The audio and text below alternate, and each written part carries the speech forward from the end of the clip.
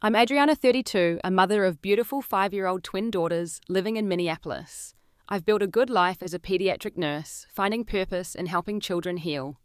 Despite my painful past, I've created the loving home I never had growing up. But last month, my world was rocked when my estranged mother showed up at my doorstep after 7 years of silence, begging to meet my daughters after all she put me through. Where are you watching from today? Hit subscribe if you want to hear how I handled this impossible situation. My childhood in our small Oregon town seemed normal on the surface. We lived in a modest blue house with white trim and a garden my mother Diana tended obsessively. Every weed pulled, every flower perfectly aligned. That same perfectionism extended to how she raised me. From my earliest memories around age 5, I understood that my mother's love came with conditions. I needed to be clean, quiet, polite, and above all, obedient.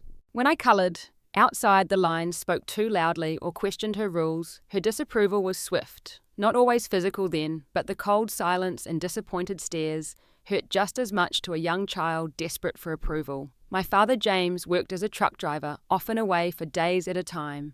He was the warmer parent, bringing small gifts from his travels and laughing easily. When he was home, the atmosphere lightened considerably, but those moments grew increasingly rare as financial pressures mounted. When I turned 8, my twin sisters Emily and Sophie were born. They arrived 6 weeks premature, tiny and fragile, with matching wisps of blonde hair unlike my darker colouring. I remember the wonder of holding them for the first time, their tiny fingers wrapping around mine. For a while their arrival seemed to soften something in my mother. She smiled more, sang lullabies, and even praised me when I helped with diaper changes or bottle feedings. I loved my sisters fiercely and immediately appointed myself their protector. While my mother focused on their physical needs, I became the one who made them laugh, who read them stories, who knew exactly which stuffed animal each preferred. Emily loved a worn grey elephant named Trunk, while Sophie couldn't sleep without her purple monkey Grape. As the twins grew, my father's absences lengthened. The trucking company expanded their routes, and he began taking longer hauls to California and even across to the East Coast. The extra money helped with the doubled expenses of 2 more children, but it left me increasingly alone with Diana and my sisters. By the time I was 11, the brief honeymoon period following the twins' birth had faded. My mother's attention returned to my perceived flaws, amplified now by my approaching adolescence. When I questioned her rules or expressed opinions that differed from hers, her reaction grew harsher. The first time she grabbed my arm hard enough to leave fingerprint bruises, I was shocked into silence. When my father noticed the marks that weekend, she explained I had fallen during a game of tag with neighborhood kids. The physical discipline escalated gradually. A sharp tug on my ponytail when I wasn't listening. A slap across the face when I talked back. A shove into my bedroom that sent me sprawling across the floor when I came home 15 minutes late from school. Each time there was an explanation, a justification. I was disrespectful. I was becoming rebellious. I needed to learn respect. I tried to make sense of it. Maybe this was normal. Maybe I truly was as difficult as she claimed. I redoubled my efforts to be perfect, to anticipate her needs to keep the twins quiet when she had headaches to maintain straight A's in school. Nothing seemed to be enough. School became my sanctuary. I threw myself into studies, joined every club that wouldn't require evening meetings my mother might object to. Books became friends that didn't judge or hit. And always my little sisters were my joy. As they grew from infants to toddlers and entered preschool, I treasured our moments together. Their innocent love was unconditional, their faces lighting up whenever I entered the room. When I was 12, I caught a severe case of pneumonia that landed me in the hospital for 5 days. Amid the fear and discomfort, I encountered a pediatric nurse named Sarah, who changed everything. While the doctors swept in and out quickly, she sat with me, explained treatments in ways I could understand, and smuggled in extra pudding cups. She even brought books when she noticed me reading the same tattered magazine repeatedly. The way she combined medical expertise with genuine compassion fascinated me. For the first time, I glimpsed a possible future beyond my mother's control. When I confided in Sarah that I might want to become a nurse someday, she didn't laugh or dismiss me. Instead, she brought me a children's book about nursing and told me she thought I'd be excellent at it. That small act of belief planted a seed that would eventually grow into my life's purpose. By 13, the dynamic at home had settled into a tense pattern. Be perfect, help with the twins now 5 years old and full of energy, stay out of Diana's way when her mood darkened. My father, when home, seemed increasingly distant, exhausted by the long routes, and perhaps by the knowledge that things weren't right at home. When I tried to talk to him about Mom's behavior, he would sigh heavily and promise to talk to her, but nothing ever changed. What I didn't understand then was that a perfect storm was brewing, one that would shatter what remained of my childhood in ways I could never have imagined. At 14, I was caught between childhood and adolescence, still playing dolls with my sisters, but also noticing boys and caring about my appearance in new ways. My freshman year of high school brought new friends and new experiences. One of these was the Spring Fling dance, the first real dance I'd been invited to attend. When I asked permission to go with my friends Katie and Jessica, my mother immediately refused. According to her, 14 was too young for dances, boys would get the wrong idea, and my friends were bad influences. I pleaded my case over several days, promising to stay with my friends the entire time, to be home by 10 to wear the modest blue dress my aunt had given me for Christmas. After nearly a week of negotiations and promises, she reluctantly agreed, but not without warnings about what would happen if I broke her trust. I was ecstatic. For once, I would have a normal teenage experience. The night of the dance started wonderfully. Katie's mum drove us to the school gymnasium, which had been transformed with streamers and balloons. We took pictures, laughed at the awkward boys standing against the wall, and danced together in a small circle to upbeat songs.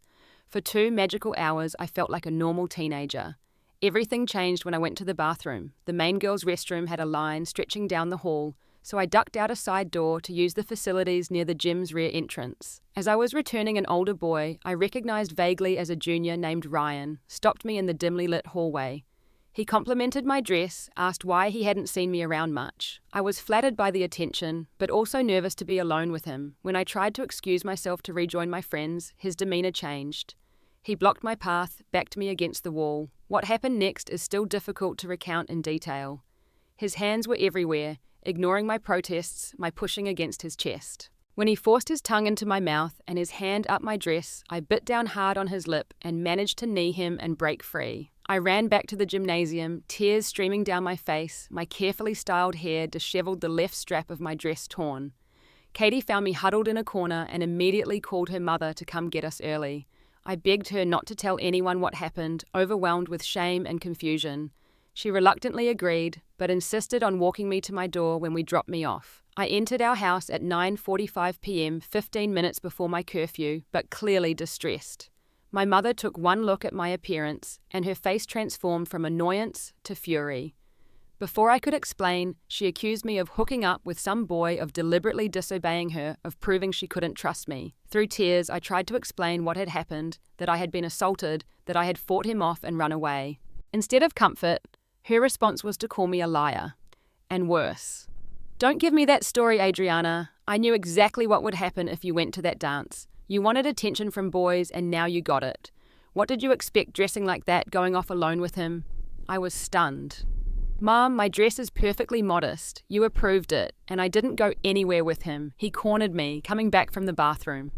Her face contorted with rage. Stop lying, you little whore. You think I don't know what girls like you do at these dances. You think I don't see how you've been acting, the makeup, the way you dress, when you think I'm not watching.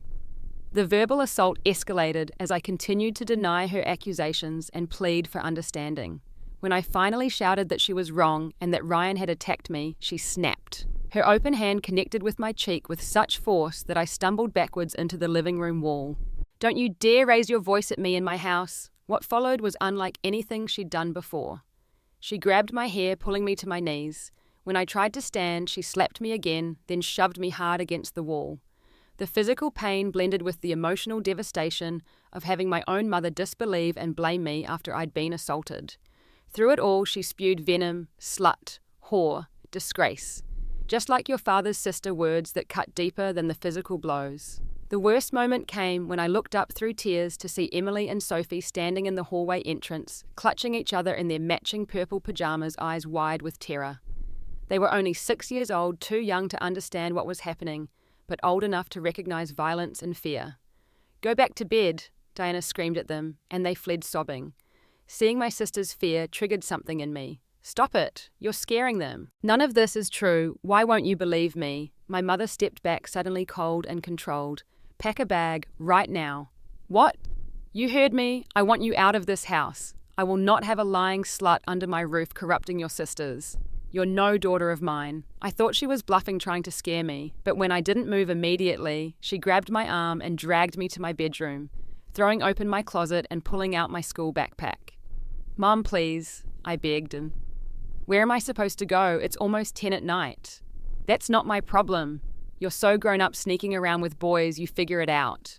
You have 5 minutes to pack what you can carry, or I'll throw you out with nothing." Numb with shock and still in my torn dress, I mechanically filled my backpack with underwear, a couple of t-shirts, jeans, my school notebooks, and the small photo album containing pictures of my sisters. I grabbed my winter coat from the hook by the door despite it being spring.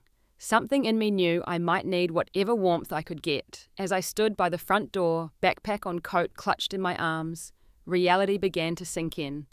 My own mother was throwing me out. At 14, after I'd been assaulted. The injustice and cruelty were incomprehensible.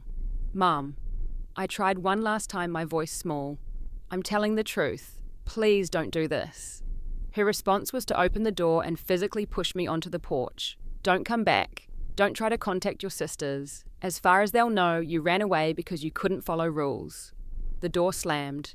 I heard the deadbolt turn. I stood frozen for several minutes, hoping this was just another punishment, that she'd open the door and let me back in after I'd learned my lesson. The porch light switched off, plunging me into darkness. That's when I knew she meant it. With nowhere to go, I walked to the small park 3 blocks from our house. In the covered area by the picnic tables, I curled up on a wooden bench using my coat as both pillow and blanket. Throughout that endless night, I cycled between sobbing, shivering, and staring blankly at the stars visible through the shelter's open sides. Mosquitoes found me adding itchy welts to my other injuries. Every noise in the darkness startled me, from raccoons investigating trash cans to the distant sounds of occasional cars. The physical discomfort was nothing compared to the emotional devastation. In the span of 4 hours, I had been sexually assaulted, disbelieved, beaten, called horrible names, and thrown away by my own mother. The one person who should have protected and comforted me had instead become my abuser. And somewhere in that house, my baby sisters were confused and frightened, probably wondering where I had gone. As dawn broke, bringing little warmth, but at least visibility, I made the only call I could think of. With shaking hands and my cell phone battery at 20%, I called my father. It was just after 5 in the morning, and I knew he'd be on the road somewhere in Nevada, already hours into his driving day. When he answered with a sleepy, "Hello," I broke down completely, barely able to form coherent sentences through my sobs. It took several minutes for me to calm down enough to explain what had happened, from the assault at the dance to Diana's reaction and throwing me out. "She did what?" The shock and anger in my father's voice was immediate. "Where are you right now, Adriana? Are you safe?" I explained. I'd spent the night in the park and was freezing and scared. What followed was a flurry of calls as my father, still hundreds of miles away, tried to coordinate immediate help for me. He finally reached his sister, my Aunt Margaret, who lived about 20 minutes away in the neighbouring town. "Stay exactly where you are, honey. Margaret is coming to get you. I'm turning around right now, but it'll take me at least 10 hours to get back. Don't go home. Don't confront your mother." Within half an hour, Aunt Margaret's blue sedan pulled up to the park. She took one look at me, still in my torn dress, with dried tears and mascara streaking my face, and pulled me into a fierce hug. Unlike my mother, Margaret was soft and round, smelling of coffee and cinnamon, her embrace immediately making me feel safer than I had in hours. "Oh, sweetheart," she murmured into my hair. "I'm so sorry. Let's get you home, get you warm and fed." At her apartment, she ran a hot bath, found me clean clothes that were too big but comfortable, and made me scrambled eggs that I could barely eat. When I finally fell asleep on her couch around noon, it was the heavy, desperate sleep of complete emotional exhaustion. My father arrived late that night after driving straight through. The conversation between him, Aunt Margaret, and me was long and painful. He believed my account immediately, his face darkening with each detail. When we discussed next steps, however, complications emerged. "I want you to come live with me, Adriana," he said, holding my hand across Margaret's kitchen table. "But my current situation makes that impossible right now. I live in my truck most days with just a small room I rent monthly for paperwork and storage. It's no place for a teenage girl." The trucking company had been struggling financially, he explained, cutting back routes and wages. The extended hours he worked were barely keeping us afloat. Meanwhile, he couldn't simply remove Emily and Sophie from Diana's care without proof of abuse against them specifically, and a lengthy legal battle would require money we didn't have. "I'm going to confront Diana," he said grimly, "and I'm going to start looking for local work so I can be here more often. But for now, would you be okay staying with Margaret?" My aunt immediately agreed, saying I could have the spare room for as long as needed. While grateful for the refuge, my heart ached at the realization that I wouldn't be going home, wouldn't see my sisters every day. But the alternative of returning to Diana's house filled me with dread. The next hurdle came Monday morning when I had to return to school. Aunt Margaret had found me some appropriate clothes, and my father had retrieved my school backpack from the front porch where Diana had apparently thrown it. But nothing could prepare me for what awaited. Somehow rumours about what had happened at the dance had spread. Not the truth, but a twisted version where I had willingly gone off with Ryan for a hookup that went too far, then cried assault when caught. Ryan, it turned out, had friends who were quick to defend him and paint me as the aggressor, or at minimum a willing participant who changed her story. The first sign of trouble was the whispers and stares in the hallway. By lunchtime, I found crude notes in my locker calling me the same names my mother had. A group of junior girls accidentally spilled soda on my borrowed jeans in the cafeteria. Social media became a nightmare with classmates I barely knew weighing in on my slut status and warning others to watch their boyfriends around me. Katie and Jessica stood by me initially, but the pressure to conform was intense. Jessica's mother called Aunt Margaret concerned about her daughter associating with me, given the rumours. By the end of the second week, both had drifted to other lunch tables, leaving apologetic but ultimately abandoning texts. I reported the bullying to the school counsellor, who suggested I was drawing attention to myself and should lay low until it blows over. When Aunt Margaret called the principal, he expressed sympathy, but cited lack of evidence for the most serious incidents and suggested changing schools might be easiest for everyone. Throughout this nightmare, my mother not only refused to intervene, but actively made things worse. When other parents called her about the rumours, instead of defending me, she confirmed their worst suspicions. "I've had trouble with Adriana's behaviour for some time," she told Mrs. Peterson, Jessica's mother, within my hearing when she called. "She's chosen to live with her aunt now because she doesn't want to follow our family's moral standards." The final betrayal came when I attempted to see Emily and Sophie. After 2 weeks at Aunt Margaret's, I missed them desperately and knew they must be confused by my sudden absence.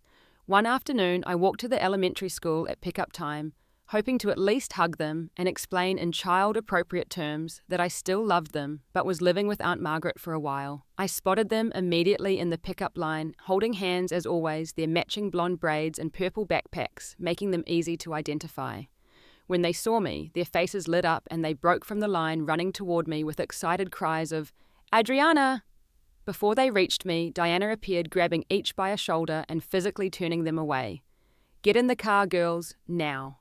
"But Mom, it's Adriana," Sophie protested. "I said now." Diana's voice left no room for argument.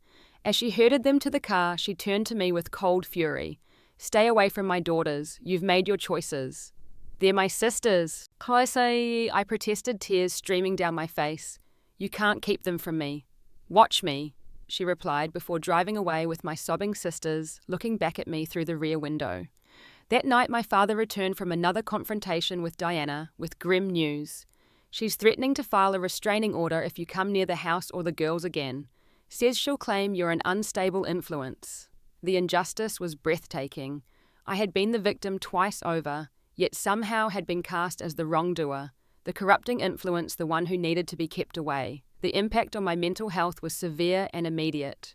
I developed anxiety that manifested as stomach aches, so intense I missed school. Sleep became elusive, plagued by nightmares of both the assault and my mother's attack. The one bright spot during this dark period was my English teacher, Mrs. Winters.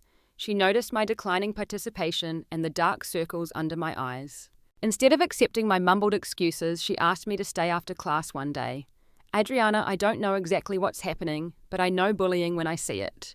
And I see how some of the faculty are turning a blind eye. That stops in my classroom." Her simple acknowledgement brought fresh tears, but for once, they weren't entirely from pain. Mrs. Winters became my ally, creating a safe space in her classroom during lunch periods, connecting me with a teen support group in a neighbouring town, and providing books that featured resilient young women overcoming trauma. It wasn't enough to fix everything, but it was a lifeline when I was drowning. With Mrs. Winters' support, Aunt Margaret's unconditional acceptance, and my father's weekly visits, when he could get local routes, I began the slow process of surviving each day. Not healing, not yet, but surviving. I couldn't have imagined that the worst was still to come. By the time I turned 16, I had settled into a new normal. Aunt Margaret's spare room had become definitively mine, decorated with posters and photos. My father had managed to get more local routes and visited twice weekly. The bullying at school had mostly subsided as new scandals captured attention, though I remained something of an outcast. I had made one new friend, Zoe, a transfer student who knew nothing of my history until I chose to share parts of it. She was artistic and quirky, uninterested in social hierarchies, and fiercely loyal once she decided you were worth her friendship. With her encouragement, I joined the school newspaper, discovering I had a talent for interviewing and writing human interest stories. My attempts to contact Emily and Sophie continued despite Diana's opposition. I sent birthday cards, Christmas gifts, and letters through my father when he visited them. Whether these items ever reached my sisters, I couldn't know. Diana had complete control over their access to me, and she wielded it as a weapon. Then came the news that shattered my slowly rebuilding world. My father arrived at Aunt Margaret's one evening in October, his face ashen in a way I'd never seen before. "It's the twins," he said, his voice breaking. "They're sick, both of them." The diagnosis was acute lymphoblastic leukemia, a rare form that was even more unusual for presenting in both twins simultaneously. They had been experiencing fatigue, unexplained bruising, and fevers for weeks, before Diana finally took them seriously and brought them to a doctor. "How bad is it?" I asked, my voice small. "Bad," my father admitted. "They're being transferred to Portland Children's Hospital tomorrow. The doctors are talking about aggressive chemotherapy, possible bone marrow transplants." The news was devastating, but it also created an urgent need to see my sisters. Surely now, with both girls seriously ill, Diana would set aside her vendetta against me. Emily and Sophie were only 8 years old, facing a life-threatening illness.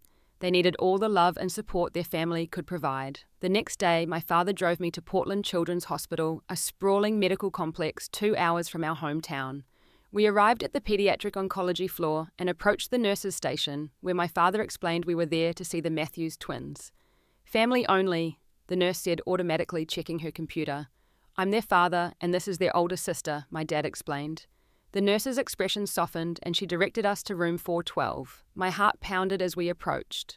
After nearly 2 years of separation, I would finally see my sisters again, though under the most horrible circumstances imaginable. The reunion I'd dreamed of never happened. As we reached the doorway, Diana emerged from the room, immediately positioning herself to block our view inside. "James," she acknowledged my father coldly. Her eyes hardened when they landed on me. "She's not going in there." "Diana, for God's sake," my father pleaded. "They're her sisters. They're seriously ill. You can't keep Adriana from them now." "I absolutely can and will," she hissed, keeping her voice low, presumably to avoid disturbing the girls. "The last thing they need during treatment is emotional upheaval. Seeing her will only confuse and upset them." "Mom," I tried, my voice catching.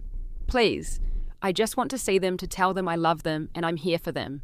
You gave up that right when you chose to leave." The bitter irony of her revisionist history was almost as painful as the denial itself. In her warped narrative, I had chosen to abandon my family, not been thrown out after being assaulted and abused. My father attempted to push past her, resulting in a scene that quickly drew the attention of hospital security. When they arrived, Diana immediately claimed I was an estranged relative, attempting to upset her critically ill children against medical advice.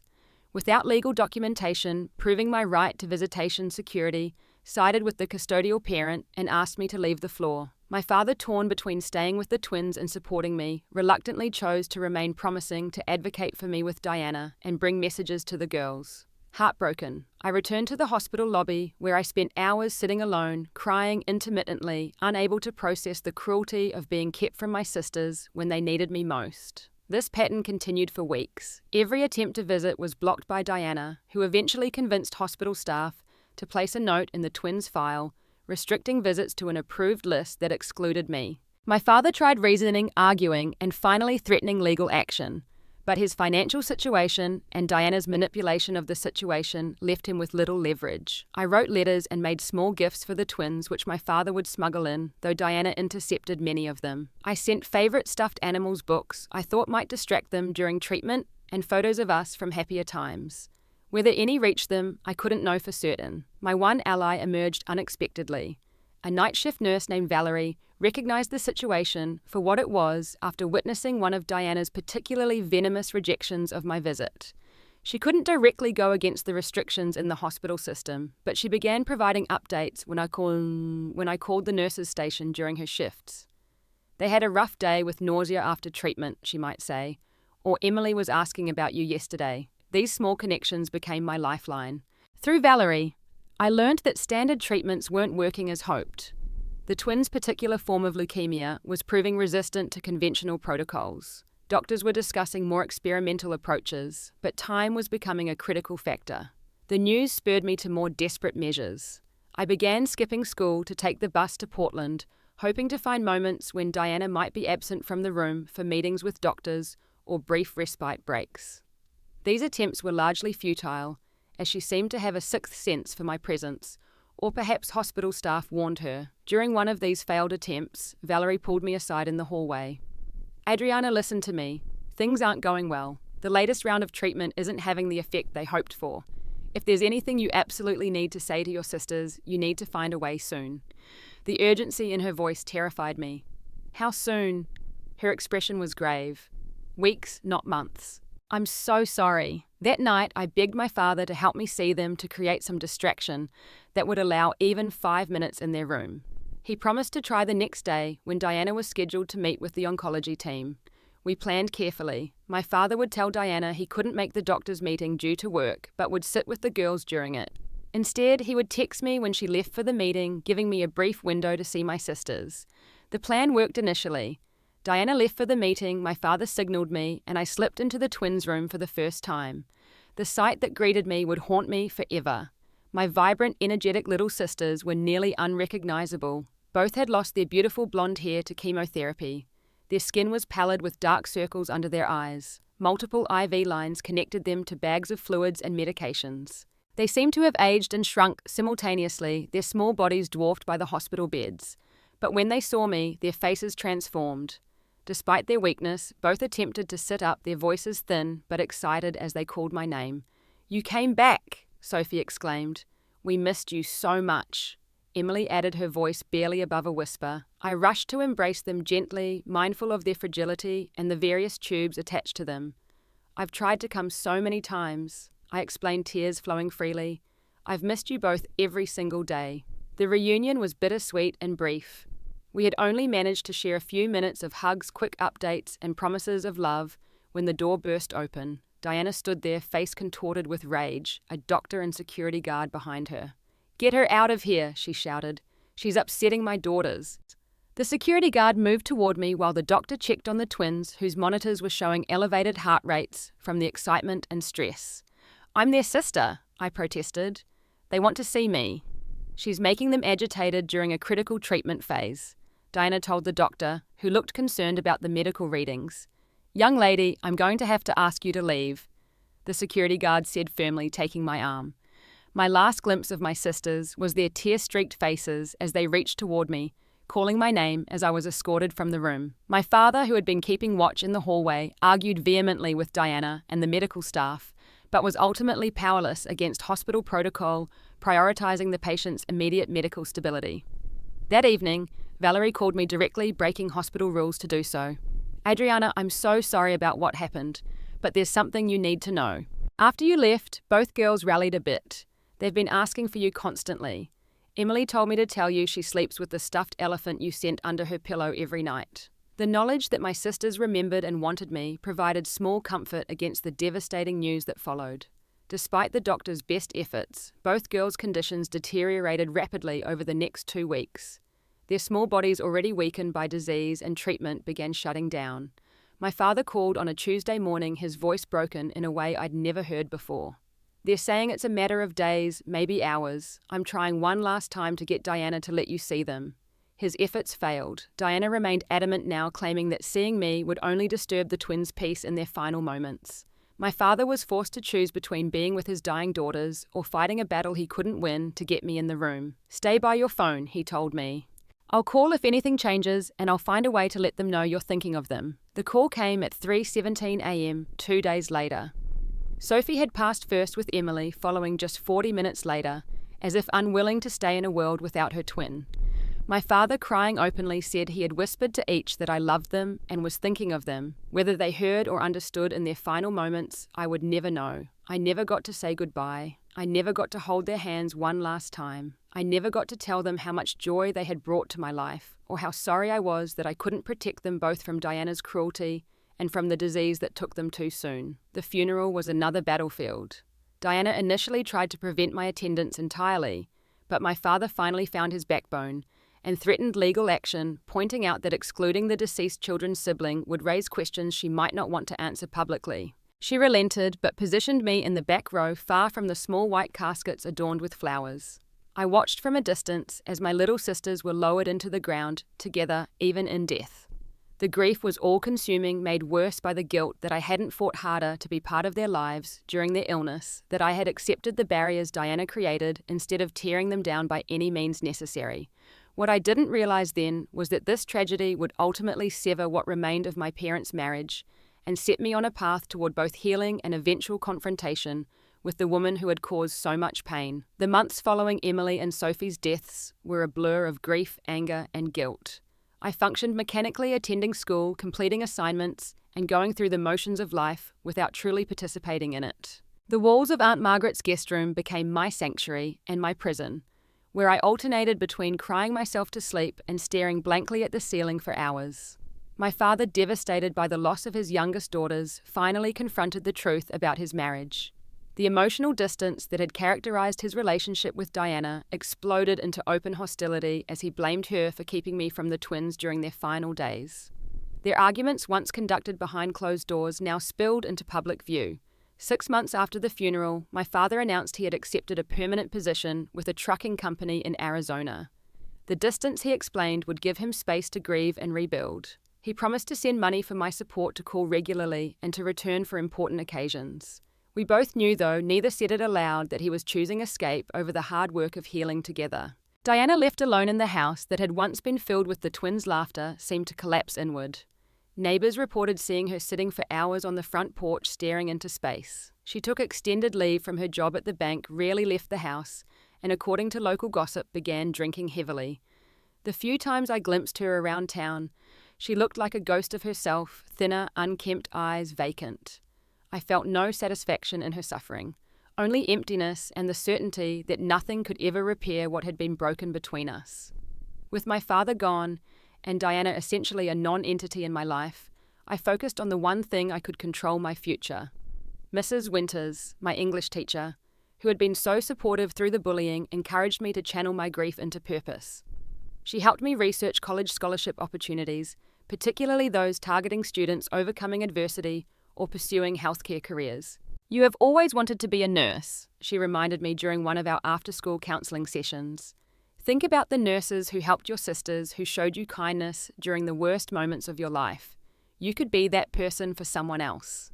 The idea took root, giving me a direction when everything else seemed lost. I threw myself into academics with renewed focus, raising my GPA from respectable to exceptional. I volunteered at the local community hospital, starting in non-clinical roles like greeting visitors, but eventually shadowing nurses when opportunities arose. By senior year, the effort paid off. I was awarded a nursing scholarship to a university in Minneapolis, far from the small Oregon town that held so many painful memories. Aunt Margaret cried when I told her I'd be moving across the country, but understood my need for a fresh start. "This apartment will always be your home if you need it." "Yeah," she assured me, pressing the spare key into my palm. No matter where life takes you, college brought both challenges and unexpected joy. The academic demands of nursing school were intense, requiring long hours of study and clinical rotations that tested both mind and body. But for the first time, I was surrounded by people who knew nothing of my past, who saw me simply as Adriana, the nursing student, not the girl with the tragic backstory. I made friends cautiously at first, protective of my heart, after so many betrayals. My roommate Tanya, a boisterous pre-law student from Chicago, gradually broke down my walls with her persistence and genuine interest in my well-being. When I finally shared pieces of my history with her over late-night pizza during our sophomore year, her response was refreshingly straightforward. "Your mum sounds like a complete psychopath, and I'm sorry you went through that hell. Now, do you want the last slice with pepperoni, or should we split it?" Her matter-of-fact acceptance helped me see that my past didn't have to define every relationship in my present. Slowly, I allowed myself to build connections again, to trust in increments, to believe that not everyone who claimed to care would eventually abandon or betray me. During my junior year, clinical rotation in pediatric oncology, I met Michael. He wasn't a patient or a fellow nursing student, but a young doctor completing his pediatric residency. Our paths crossed in the hospital cafeteria when we both reached for the last acceptable-looking apple in the fruit basket. "Please take it," he insisted with a warm smile. "I'm pretty sure the orange is at least semi-edible." That small interaction led to coffee breaks between shifts, which evolved into proper dates, and eventually a relationship that moved slowly but steadily forward. Michael was patient with my trust issues, never pushing for more than I was ready to give emotionally. When I finally shared my full history, including Diana's abuse and my sister's deaths, he held me through the tears without trying to minimize my pain or offer empty platitudes. "I can't imagine going through what you did," he said simply, "but I'm here now and I'm not going anywhere." Graduation came, followed by my first nursing position in the pediatric ward of Minneapolis General Hospital. Michael completed his residency and joined a respected pediatric practice in the city. After 2 years of dating, he proposed during a weekend trip to Lake Superior, and I said yes, surprising myself with how certain I felt, despite my longtime fear of family connections. We married in a small ceremony with Aunt Margaret Tanya and a handful of close friends in attendance. My father, now remarried and settled in Phoenix, sent his regrets and a check. Diana wasn't invited and made no contact. Our early married years were focused on building careers and our relationship. We bought a small house in a neighborhood with good schools, planning for a future that still felt somewhat tentative to me. When the topic of children arose, I found myself conflicted. I wanted a family, wanted to create the loving home I'd never had as a child, but fears lingered. What if I carried the capacity for Diana's cruelty somewhere in my DNA? What if I couldn't protect my children from the world's dangers? Therapy, which I'd engaged with sporadically since college, became a weekly commitment as I worked through these fears. My therapist, Dr. Cohen, helped me understand that awareness of these concerns was itself a form of protection against repeating cycles of abuse. "The fact that you're asking these questions shows you're already a different kind of parent than your mother was," she assured me. When we decided to try for a baby, the journey proved more difficult than anticipated. After a year of negative tests, we consulted specialists who identified fertility issues on both sides. The treatments were physically demanding and emotionally draining, particularly as each failed attempt triggered echoes of past losses. After 3 years of treatments, including 2 early miscarriages that devastated us both, we received the news that I was pregnant again, this time with twins. The parallel to Emily and Sophie was overwhelming, bringing both joy and terror. I became almost superstitious during the pregnancy, afraid to celebrate too openly, lest the universe notice and take these babies too. Michael supported me through the anxiety attending every appointment, reading the same pregnancy and childcare books I devoured, and creating a nursery that was practical yet filled with warmth. When complications led to bed rest in my 7th month, he rearranged his schedule at the clinic to be home more cooking meals that tempted my non-existent appetite, and massaging my swollen feet while talking softly to my rounded belly. The twins arrived 6 weeks early, just as my sisters had been, but modern medical care and my own insider knowledge as a nurse ensured they received excellent treatment from the first moment. Lily and Luna, both with dark hair like mine, rather than the blonde of Emily and Sophie, spent 3 weeks in the NICU before we could bring them home. Holding them in my arms, I experienced love so fierce it was almost painful. With that love came renewed grief for the sisters. I had lost grief that coloured the early months of motherhood with both sadness and determination. I would protect these girls. I would give them everything my sisters had been denied, everything I had been denied. As the twins grew from infants to toddlers and entered preschool, I found unexpected healing in motherhood. Reading the same stories to them that I had once read to Emily and Sophie, teaching them to tie shoes, to write their names, to stand up for themselves and each other, watching their unique personalities emerge, even as they maintain the special connection that only twins share. My career adapted to my new role as mother, shifting to part-time hours that allowed me to be present for school events and everyday moments. Michael's practice flourished, allowing us financial security I had never known growing up. We moved to a larger house with a backyard for the girls to play in, a home filled with laughter, occasional chaos, and above all, unconditional love. Through distant relatives and social media, I occasionally received updates about Diana. After my father left, she had sold the family home and moved to a smaller house in the same town. She worked irregularly, had few friends, and according to my father's rare communications, had never sought professional help for her obvious mental health issues. 5 years after the twins' birth, my father called with news that he and Diana had finally formally divorced. It should have happened years ago, he admitted, but with the girls gone and you settled elsewhere, it never seemed urgent. Her recent behaviour forced the issue. He didn't elaborate on what behaviour meant, and I didn't ask. Diana had become an abstraction to me, a painful chapter in a book I had closed. I had built a good life, despite her, perhaps even partly because the determination to never become like her had driven me to create something completely different. In therapy, I worked through the complex emotions surrounding my mother, the lingering anger, the confusion about how a parent could treat their child so cruelly, the occasional unwanted flashes of empathy when I considered that she too must have experienced profound grief when the twins died. "You don't have to forgive her to heal," Dr. Cohen assured me during a particularly difficult session, "but letting go of the active anger will free up space in your heart for more joy." I was working on that letting go, that reclamation of emotional space, when the past I thought I had outrun suddenly appeared on my doorstep. It was an ordinary Tuesday evening in September. Michael was working late at the clinic, catching up on patient files. I had just finished bath time with the girls, their damp hair combed into neat braids, their small bodies snug in matching purple pajamas that reminded me painfully of Emily and Sophie. We were cuddled on the couch reading the next chapter in our current bedtime story when the doorbell rang. "Who could that be?" Lily asked, always the more curious twin.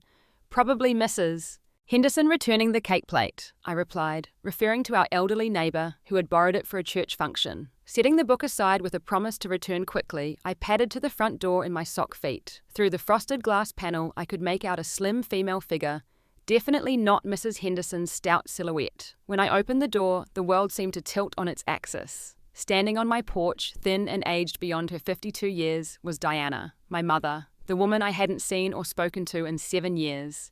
The woman who had abused me, disowned me, kept me from my dying sisters. Adriana. Her voice was different, rougher perhaps from cigarettes or alcohol or simply time. "I found you." I stood frozen, one hand still on the doorknob, the other gripping the doorframe for support. 1,000 emotions crashed through me, from shock to rage to fear to a terrible unwanted flicker of that childish desire for maternal love that never quite dies. "What are you doing here?" I finally managed my voice barely above a whisper. She looked terrible. Her once carefully maintained appearance had deteriorated dramatically. Grey streaked her unwashed hair, deep lines carved her face, and her clothes hung loosely on her frame. But it was her eyes that shocked me most, red-rimmed and holding a desperation I'd never seen before. "I need to talk to you," she said, a tremor in her voice. "Please, 5 minutes." Before I could respond, Luna appeared beside me, tugging at my sweater. "Mommy, who is that lady?" Diana's gaze dropped to my daughter, and her expression transformed. Something like wonder, like hunger crossed her features. "You have children," she breathed. "They're twins." The protective instinct hit me like a physical force. I shifted subtly to block Luna from Diana's view. "Go back to the living room with your sister, sweetheart. I'll be there in a minute." Thankfully, Luna obeyed, skipping back toward the warm light of our family space. I stepped onto the porch and pulled the door mostly closed behind me, unwilling to invite Diana into my home, my sanctuary. "How did you find me?" I demanded, finding my voice and my anger simultaneously. "Your aunt." Diana looked down. "Margaret, I've been trying to locate you for months." She finally took pity and gave me your address. Said it was up to you whether to talk to me or not. I made a mental note to call Aunt Margaret later. While I understood her compassionate nature might have made it difficult to refuse Diana's plea, I was not pleased about this ambush. "Well, I don't want to talk to you. You made your feelings about me very clear years ago. Nothing has changed." Diana's face crumpled. "Everything has changed, Adriana. I'm dying." The words hung in the chilly evening air between us. I had imagined many scenarios over the years, moments of confrontation, or even reconciliation. I had never pictured this Diana broken and pleading on my doorstep claiming a terminal diagnosis. "I have cancer," she continued when I didn't respond. "Pancreatic. It's advanced. The doctors give me months, maybe weeks. Some distant part of my mind noted the irony. Cancer had taken my sisters while Diana prevented me from saying goodbye. Now cancer was taking her, and she was seeking what she had denied me. "I'm sorry to hear that," I said, surprised to find I meant it, at least partly. "But I don't understand what you want from me." "Forgiveness," she whispered. "A chance to explain. And," she glanced toward the house, "a chance to meet my grandchildren before I go."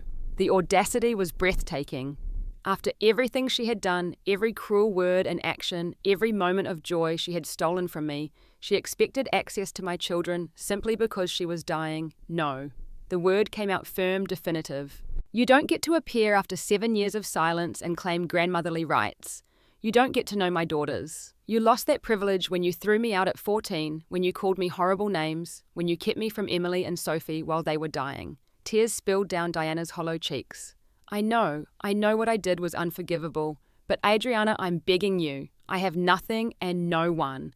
Your father is remarried in Arizona. I'm completely alone. Just a chance to explain, to try to make some kind of peace before I go." I stood silently, torn between the impulse to slam the door in her face and a more complex emotion I couldn't immediately identify. Was it pity, curiosity, some vestigial sense of filial duty? The sound of my daughters laughing inside made the decision for me. "You need to leave. Now. I need time to process this. If you want to explain yourself, write me a letter. Leave it with Aunt Margaret. I'll decide after reading it whether I want any further contact." Relief flickered across Diana's face, perhaps at the fact that I hadn't completely refused any future communication. "Thank you. That's fair. More than fair." She reached into her purse and extracted a wrinkled business card. "This is where I'm staying. A motel on the highway, and my cell number, if you change your mind." I took the card automatically, though I had no intention of calling. "Goodbye, Diana." The use of her first name rather than Mom wasn't lost on her. She flinched slightly but nodded. "Goodbye, Adriana. Thank you for hearing me out." As she turned and walked slowly down our front path toward a battered sedan parked at the curb, I noticed the slight limp, the way she held herself as if in pain. Whatever was happening with her health, it wasn't an act. I closed the door and leaned against it, suddenly boneless with shock and conflicting emotions. How long I stood there, I couldn't say, but eventually Lily's voice called me back to reality. "Mommy, are you coming back to finish our story?" I returned to my daughters, gathering them close as we finished the chapter about a brave princess who saved herself from a dragon. All the while my mind raced with memories and questions. After tucking them into bed with extra hugs and kisses, I called Michael at work. "She just showed up," he asked audibly, shocked after I explained the situation. "Are you okay? Do you want me to come home now?" "I'm okay," I assured him, though my hands were still shaking. "Finish what you're doing. We can talk when you get home." The sleepless night that followed was filled with memories, both the horrific ones I could never forget and smaller moments of cruelty I had suppressed. Diana slapping my hand away when I reached for comfort after falling off my bike at age 7. Diana comparing me unfavourably to a cousin who won a spelling bee. Diana refusing to attend my middle school play because she had a headache, though she felt well enough to host her book club the same evening, but also confusingly rare moments of normal mothering. Diana teaching me to bake cookies one rainy afternoon. Diana carefully braiding my hair for a school picture. Diana sitting by my bed during a childhood fever, placing cool cloths on my forehead. The inconsistency had always been part of the emotional abuse. The unpredictability that kept me constantly walking on eggshells, never knowing which Diana would appear on any given day. When Michael arrived home, we talked for hours. He was supportive, but concerned primarily for my well-being and the safety of our daughters. "Whatever you decide, I'm with you," he assured me, holding my hands across our kitchen table. "But you don't owe her anything, Adriana. Not your time, not your forgiveness, certainly not access to Lily and Luna." The next morning, I called my therapist for an emergency session. Dr. Cohen listened without judgment as I recounted Diana's appearance and request. "This is ultimately your decision," she said after I finished. "But let me ask you something. If you refuse all contact, if Diana dies without any resolution between you, how do you think you'll feel afterward?" I considered the question seriously. Relieved, maybe, that the threat of her is finally gone for good. But also, I hesitated. Maybe regretful that I never got answers about why she treated me that way, why she hated me so much. Dr. Cohen nodded. "That's insightful. Another question to consider: is there a middle path, something between full reconciliation, which might not be healthy or possible, and complete rejection, which might leave you with those unanswered questions? The session helped clarify my thinking. I didn't owe Diana forgiveness or a relationship, but I might owe myself closure. The following day, I arranged to meet her at a coffee shop halfway between my home and her motel. Neutral territory, public, and most importantly, without my daughters. She was waiting when I arrived, nursing a cup of tea with hands that trembled slightly. The daylight was unforgiving, revealing how truly ill she appeared. Still, I steeled myself against pity as I sat across from her. "Thank you for coming," she began. "I'm here for answers, not reconciliation," I replied, setting clear boundaries immediately. "You wanted to explain, so explain." Diana took a shaky breath. "I don't have excuses, Adriana, but I do have explanations if you're willing to hear them." For the next hour, she talked while I listened silently. She described growing up with her own abusive mother, a cycle I had suspected but never confirmed. She talked about marrying my father young, her resentment at his frequent absences, her feelings of abandonment and inadequacy. "After the twins were born, things got worse," she admitted. "The postpartum depression never really lifted. I was overwhelmed, angry all the time. I saw how good you were with them, how easily mothering came to you at just 8 years old, and I was jealous, actually jealous of my own daughter." The confession was startling in its honesty. "That doesn't excuse what you did to me," I said quietly. "No, it doesn't," she agreed. "Nothing excuses that, especially what happened when you were 14. She looked down at her cup. "After your father left me after the twins died, I finally got help. Too late, but I did. I was diagnosed with bipolar disorder, Adriana. I'd probably had it for years, undiagnosed, untreated. The mood swings, the rage, the depression. It doesn't excuse my behavior, but it helps explain it." I absorbed this information, thinking of the inconsistent parenting, the unpredictable shifts between normal mother and monster. It made a certain clinical sense, but as she had acknowledged, explanation wasn't excuse. "Why did you keep me from Emily and Sophie at the end?" The question that had haunted me for years finally emerged. "They were dying. How could you be so cruel?" Diana's face crumpled. "Because I was terrified they loved you more than me. Because I couldn't bear to see the joy on their faces when they saw you, knowing I never inspired that kind of happiness. Because I was a selfish, broken woman who put her own insecurities above her children's needs." Tears flowed freely down her thin face. "It was the worst thing I've ever done, and I've regretted it every day since." The raw honesty was unexpected and disarming. I had anticipated excuses, deflection, manipulation. Instead, I was facing something I had never seen from Diana before: accountability. "And now you want to know my daughters." It wasn't a question. "Yes," she admitted. "I know I have no right to ask. But seeing them, knowing you've created this beautiful family despite everything I did to you, it gave me hope that something good came from all the pain. I don't deserve to know them. But I'm asking anyway because I'm dying and because I want just once to see what a loving grandmother might have been like." The nakedness of her need was uncomfortable to witness. This broken woman before me bore little resemblance to the towering figure who had dominated my childhood with her unpredictable rage. It would be easy to pity her now, but pity wasn't the basis for healthy boundaries. "I need to think about this," I said finally. "If, and this is a big if, I allow any contact with my daughters, it would be brief, supervised, and on my terms. And you would need to understand that they know nothing about you or our history, and that's not changing. They're 5 years old. They don't need that burden." Hope flickered in Diana's eyes. "I understand. Completely. Whatever terms you set, I'll accept them." We parted with nothing resolved, but with a tentative plan to speak again in a few days. As I drove home, I realized I felt neither the vindication I might have expected from seeing Diana reduced to begging, nor the obligation to rush into reconciliation. Instead, I felt something rarer and more valuable: power. The power to choose to set boundaries to protect myself and my children, while deciding what, if anything, Diana would be allowed in our lives. After extensive discussions with Michael and another session with Dr. Cohen, I made my decision. I would allow Diana one supervised meeting with the girls in a public park where they would feel comfortable, but I could easily end the interaction if necessary. Michael would be present as additional support and protection. Diana would be introduced simply as my mother who lives far away, with no further explanation required for children too young to understand the complicated history. When I called Diana with these terms, she accepted immediately, gratitude evident in her voice. We arranged to meet that Saturday afternoon at the playground. The twins loved with clear time limitations and expectations. The day arrived with perfect fall weather, crisp and sunny. Michael and I brought the girls to the park where Diana was already waiting on a bench dressed more carefully than when she had appeared at our door, though still bearing the unmistakable signs of illness. I felt a surge of protective instinct as we approached, my hand tightening on Luna's small fingers. Michael squeezed my shoulder supportively, Lily perched on his hip with her arms around his neck. "Girls," I said, keeping my voice light and neutral, "this is Diana, my mother. She's visiting from Oregon and wanted to meet you." Diana's eyes filled with tears as the twins regarded her curiously. "Hello," she said softly. "You're both so beautiful."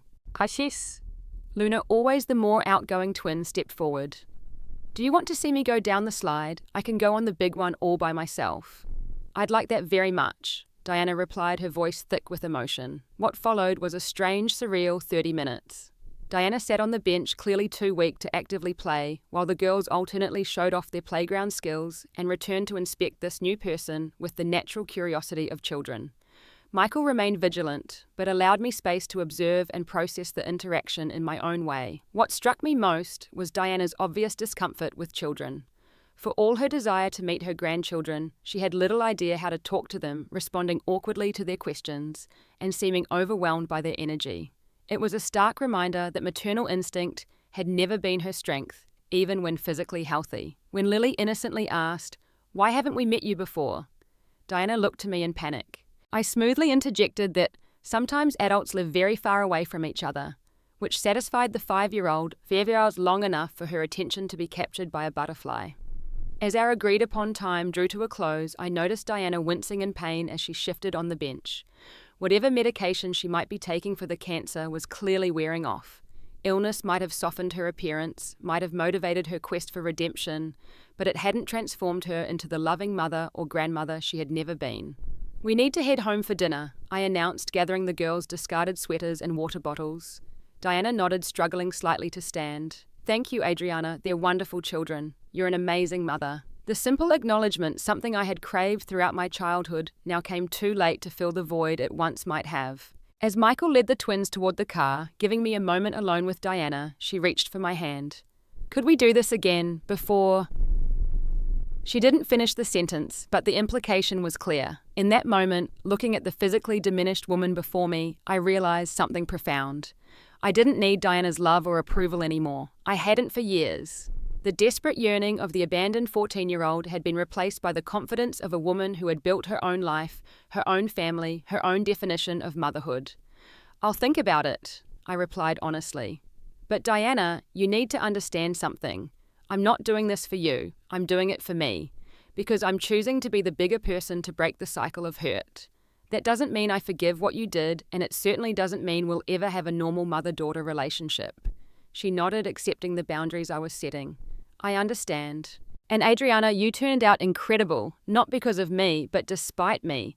I'm proud of you for whatever that's worth now." As we walked to our respective cars, I felt a weight lifting. Not the full release of forgiveness, which might never come, but the unburdening that comes with taking control of your own story.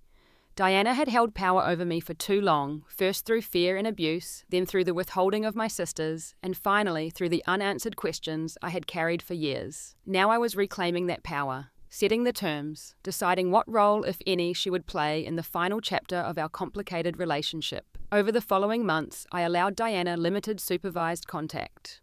She adhered strictly to my boundaries, perhaps understanding it was the only relationship she would get. As her health declined further, the visits became shorter, eventually moving to the hospice facility where she spent her final weeks. I never told her I forgave her. That would have been a lie.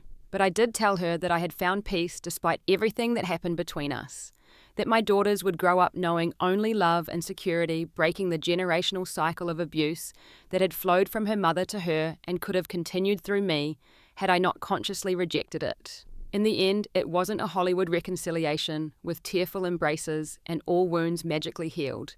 It was messier, more realistic. A damaged woman trying to make amends too late, and a daughter strong enough to protect herself while still finding closure. Diana passed away 6 months after appearing on my doorstep. I attended her small funeral with Michael, but without the twins. As I stood beside her grave, I felt neither triumph nor devastation, but a quiet certainty that I had handled the situation with the grace and boundaries she had never managed to give me. The legacy I choose to carry forward isn't the pain Diana inflicted, but the determination that pain gave me to be different, to create the loving family my sisters and I deserved, but never fully had. Every time I braid my daughter's hair, read them bedtime stories, or comfort them after a fall, I'm rewriting the story, creating the childhood I wish had been mine. Have you ever had to set boundaries with toxic family members, especially when they came seeking redemption? What did you decide was most important to protect? Leave a comment below sharing your experience. And if you found value in my story, please hit like and subscribe to hear more journeys of healing and growth. Remember, sometimes the most powerful thing we can do is break the cycles that hurt us and create something beautiful in their place. Thank you for listening, and I wish you strength in your own path to healing.